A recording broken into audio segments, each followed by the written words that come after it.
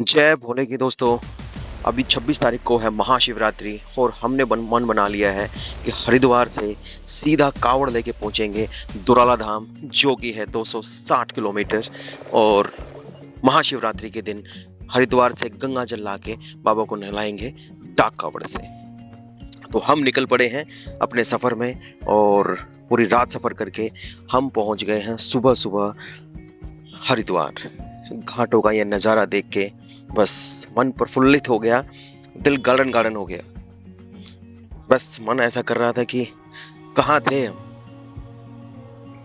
दिल्ली और यहाँ के माहौल में जमीन आसमान का अंतर है दोस्तों। इतना भक्तिमय और चारों तरफ भक्ति रस जो है वो सराबोर होके ऐसा बरस रहा था कि बस उसमें नहाते रहे और डूबते रहे। ये भक्ति जो है कावड़ लेके बाबा को गंगा जल से नहलाने के लिए बस निकल पड़े हैं। और 26 तारीख को सभी महाशिवरात्रि के दिन बाबा को बस खुश करना चाहते हैं। एक्चुअली कावड़ जो है वो कई प्रकार की होती है, जिसमें एक खड़ी कावड़ होती है, नॉर्मल कावड़ होती है, एक डाक कावड़ होती है।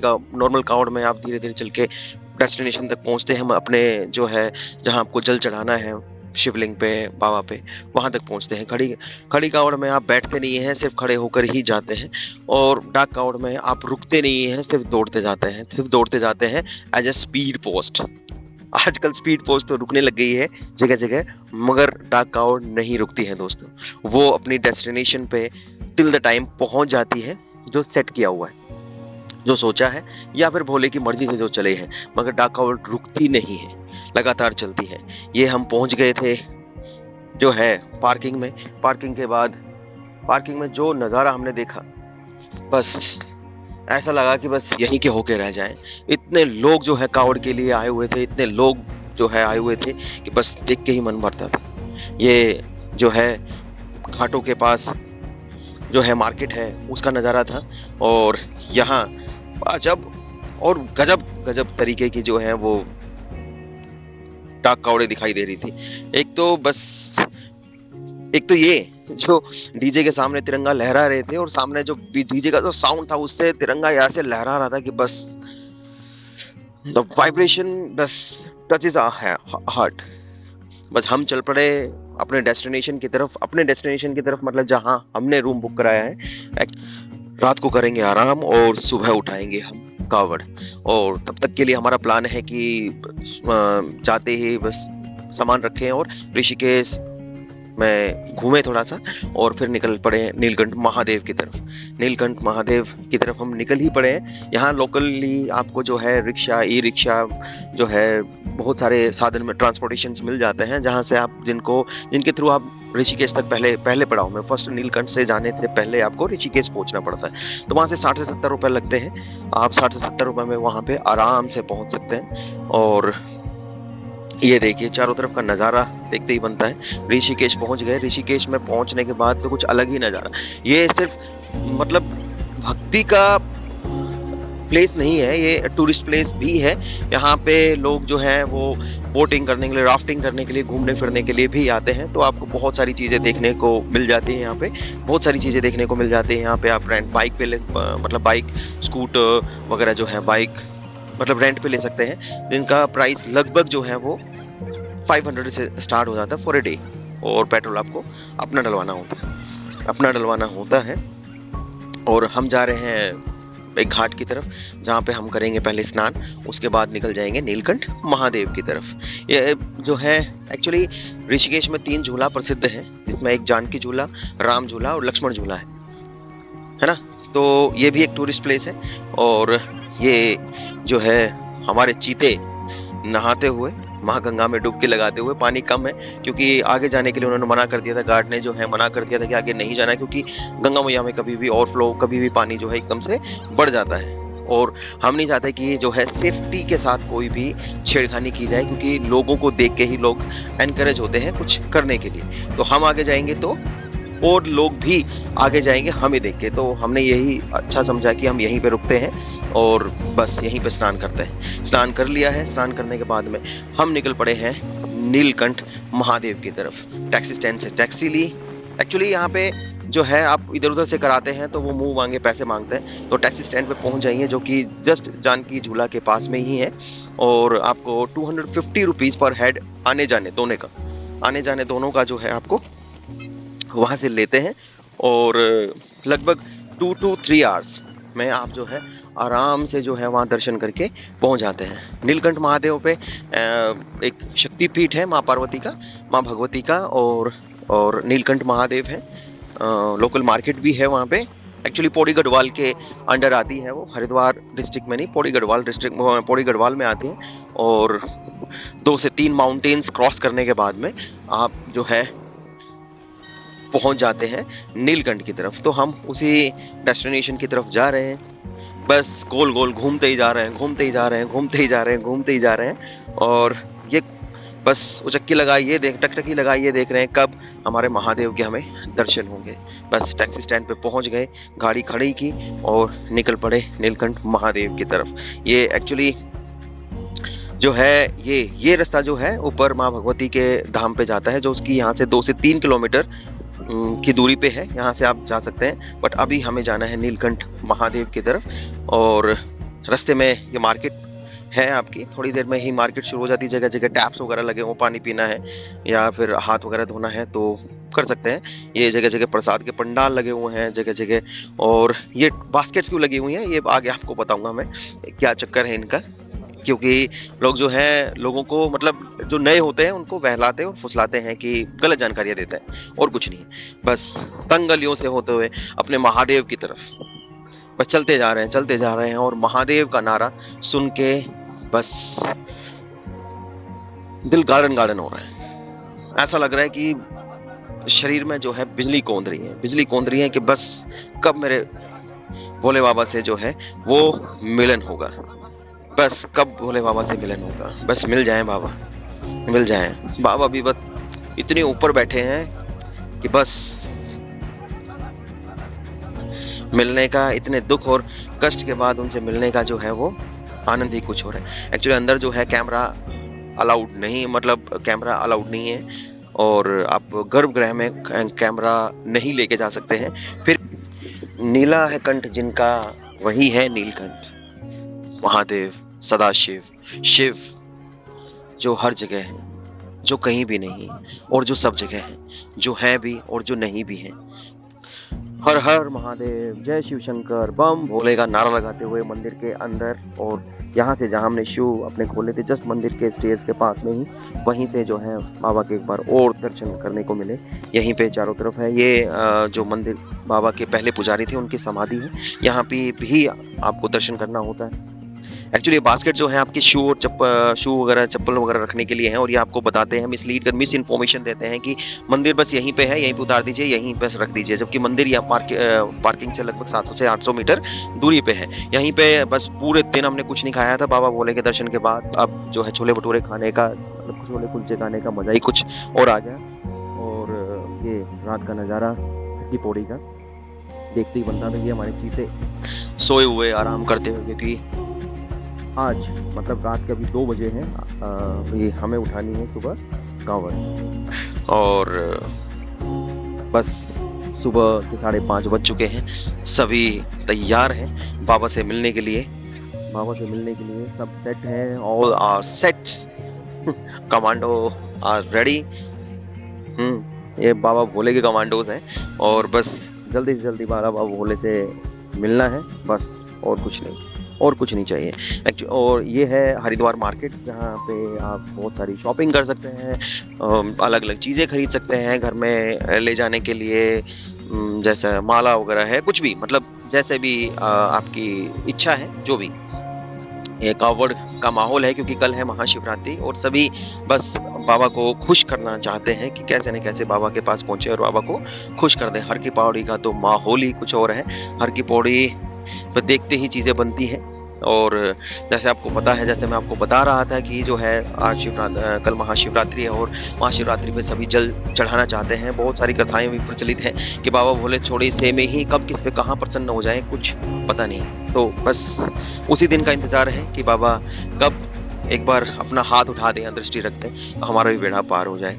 और जैसे कहानी में है कि एक भील जो है वो हिरण को मारता है, तो वो बोलता है कि मैं अपने बच्चे को खाना खिला के आ जाऊँ तो मुझे मार देना। तब वो बैठा रहता है, बेलपत्र के पेड़ पे एक्चुअली बैठा रहता है। जैसे-जैसे वो हिलता है रात भर तो नीचे शिवलिंग आता है, तो बेलपत्र गिरते हैं और जो पानी पीता है वो गलती से शिवलिंग के ऊपर चल जाता है। तो उसी से वो भगवान शिव खुश हो जाते हैं कि तूने मेरी पूजा की है, बोल क्या चाहिए। तो भगवान शिव तो ऐसे ही हैं, वो कब कहाँ किस पे खुश हो जाए कुछ नहीं कह सकते, कुछ भी नहीं कहा जा सकता। तो बस निरंतर उनकी पूजा करते रहिए।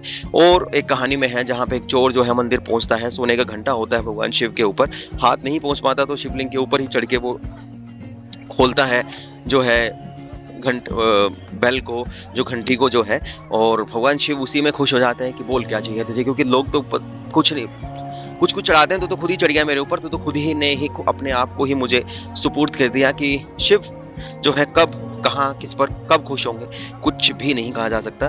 और ये हम हो चुके हैं कावड़ के लिए रेडी, बस अभी लेके निकलेंगे हम कावड़, और हाथ में कावड़ है और बम भोले का और शिव का नारा है।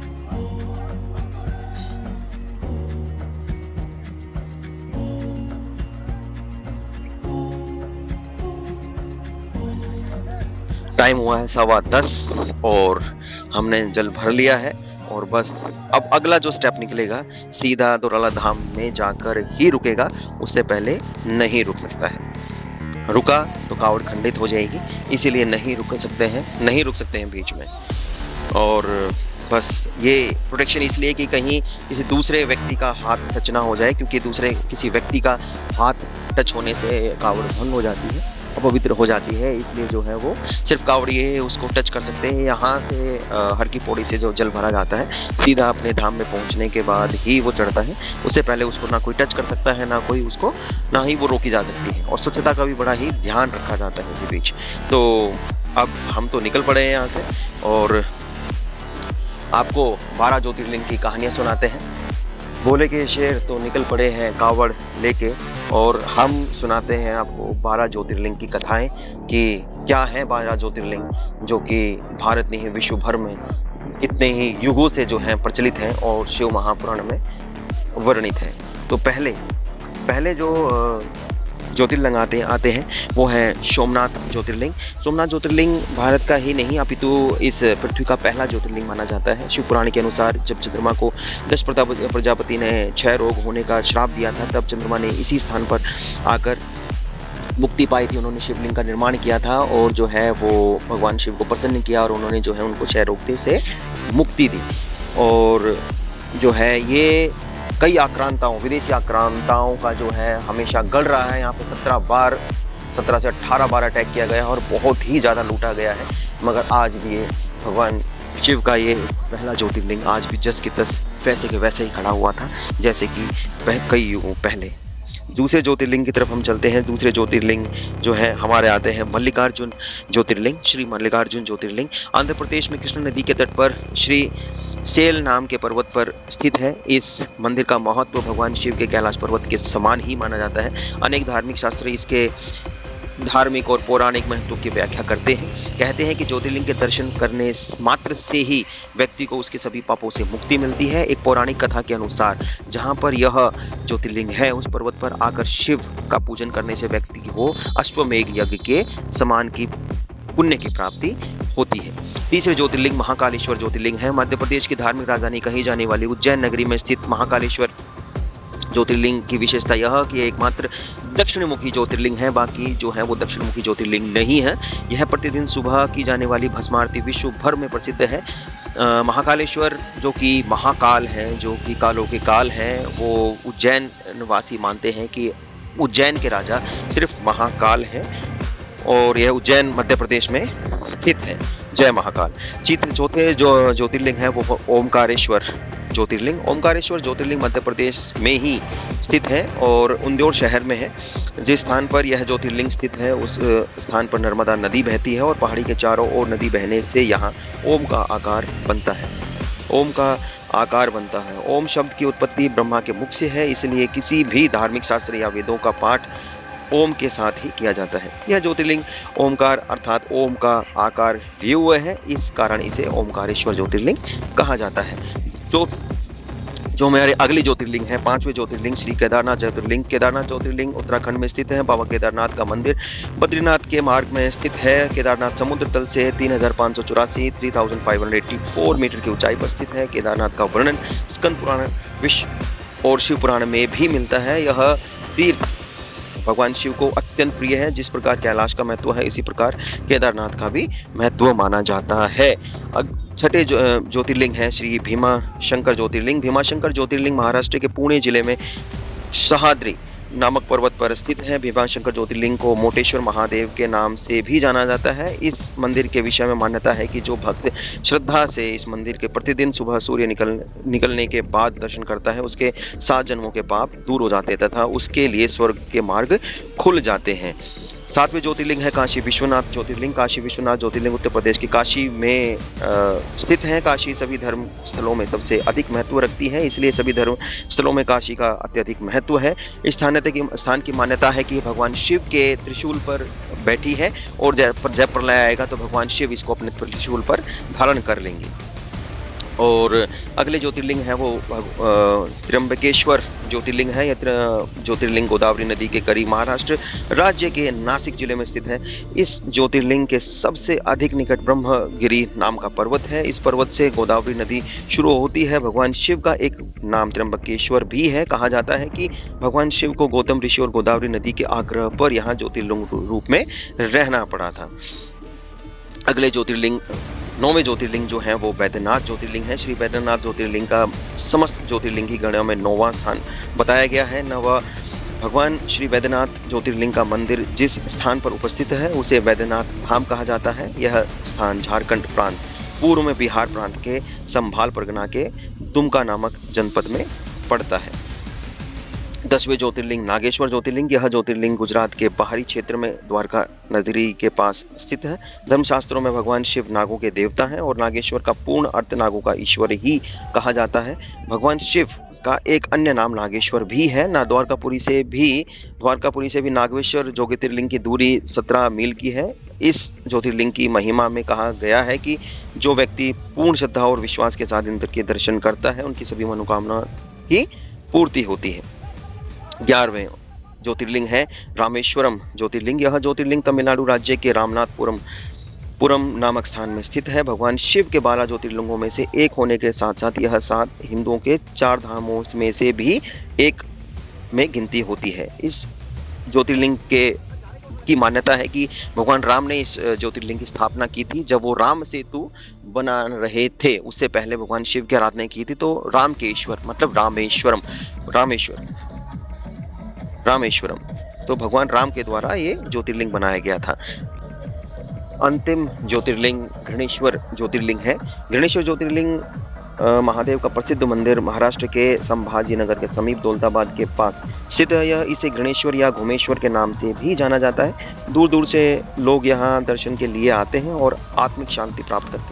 भगवान शिव के 12वें ज्योतिर्लिंग में से यह अंतिम ज्योतिर्लिंग है और बौद्ध भिक्षुओं द्वारा निर्मित एलोरा की प्रसिद्ध गुफाएं इस मंदिर के समीप स्थित है। वहीं एक श्री एकनाथ जी गुरु व श्री जनार्दन महाराज की समाधि पर भी यहाँ पर स्थित है। इसी के साथ हम अभी बस पहुंचने ही वाले हैं अपने धाम पर, दोराला धाम की तरफ। जो है हमारे कावड़ी, हमारे चीते जो हैं वो बस महादेव से मिलने के लिए बस आतुर हैं और दौड़ते ही चले जा रहे हैं और बस जल्दी से जल्दी महादेव के दर्शन हो जाए, बस यही चाहिए। आज महाशिवरात्रि है और बचे हैं सिर्फ 2.5 किलोमीटर्स, 2.5 किलोमीटर और जो है बाबा की इच्छा से, जैसे कि बाबा ने कृपा रखी हमारे जैसे तुच्छ भक्तों के ऊपर, और यह कावड़ जो है सही सलामत अपने अंतिम चरण में पहुंचती हुई माहौल ही बन जाता है।